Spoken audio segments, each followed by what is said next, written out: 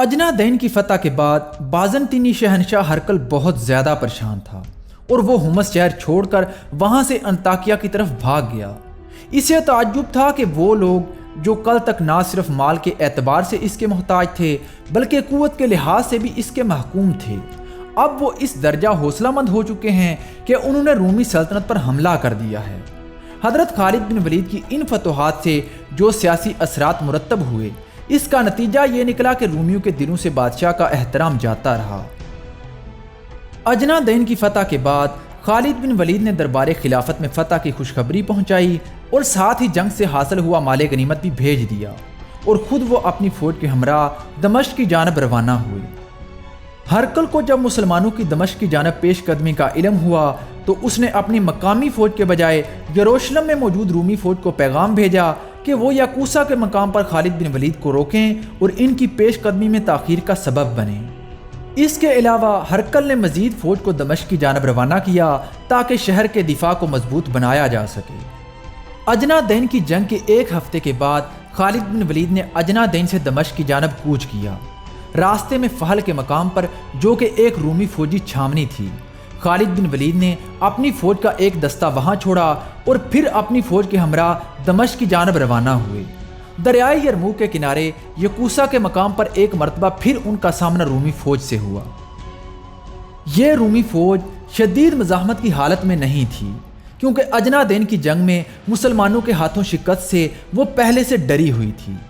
یہاں ان کا بنیادی مقصد دمشق کے دفاع کو زیادہ مضبوط کرنے کے لیے مسلمانوں سے زیادہ وقت حاصل کرنا تھا اور مسلمانوں کو اسی مقام پر روک کر رکھنا تھا۔ لیکن اس سب کے باوجود بھی اگست 634 عیسوی بمطابق 13 ہجری کو یاکوسا کے مقام پر دونوں فوجوں کے درمیان جنگ ہوئی، جسے جنگ یاکوسا کے نام سے جانا جاتا ہے۔ رومی فوج کا وہ دستہ جو یاکوسا کے مقام پر مسلمانوں کے راستے کو روکنے کے لیے آیا تھا، وہ مسلمانوں کے حملے کو برداشت نہ کر سکا اور بہت ہی تھوڑے وقت میں وہاں سے فرار ہو گیا۔ یاکوسا کے مقام پر رومی فوج کو شکست دینے کے بعد خالد بن ولید نے اپنی فوج کے ہمراہ دمشق کی جانب اپنے سفر کو جاری رکھا۔ شام کی مہم کے وقت دمشق میں رومی کمانڈر ان چیف تھامس تھا، جو کہ رشتے میں رومی شہنشاہ ہرقل کا داماد بھی تھا۔ تھامس ایک گہرا مذہبی آدمی تھا اور ایک عقیدت مند عیسائی تھا۔ وہ نہ صرف اپنی جرت اور فوجی کمان میں مہارت رکھتا تھا بلکہ اپنی ذہانت کے لیے بھی جانا جاتا تھا۔ تھامس کے ماتحت اس کے نائب کے طور پر ہربیس نامی ایک سپہ سالار خدمات سر انجام دے رہا تھا، لیکن دمشق کی چھاونی کی سربراہی ایک رومی سپہ سالار عزازیر کے پاس تھی، جس نے اپنی پوری زندگی مشرق میں فارسیوں اور ترکوں کے خلاف جنگ میں گزار دی تھی اور یوں اسے کافی شہرت بھی مل چکی تھی۔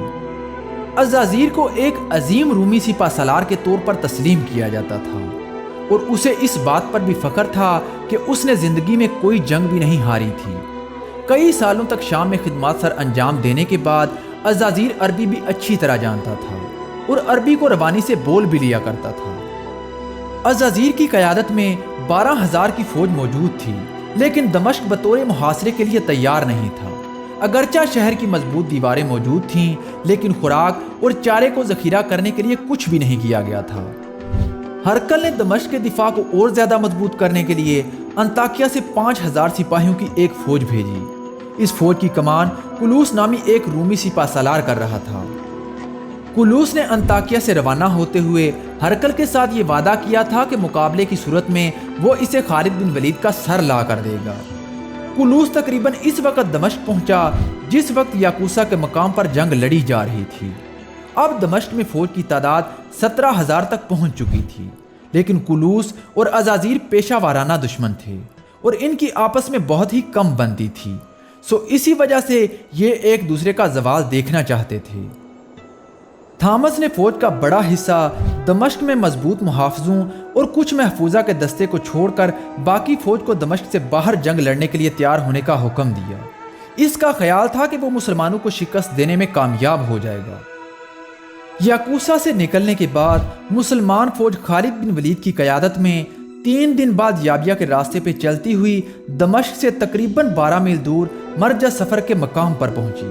مسلمانوں نے دیکھا کہ رومی فوج پھر سے ایک مرتبہ ان کا راستہ روکے کھڑی ہے یہ رومی فوج جو تقریباً 12,000 سپاہیوں پر مشتمل تھی اور جس کی سپہ سالاری عزازیر اور کولوس کر رہے تھے، اس رومی فوج کو تھامس نے مسلمانوں کو کھلے میدان میں لڑنے اور انہیں دمشق سے بھگانے کے لیے بھیجا تھا، یا اگر یہ ممکن نہ ہو سکتا تو مسلمانوں کو روک کر شہر کے دفاع کو مزید مضبوط بنانے کے لیے وقت حاصل کرنا تھا۔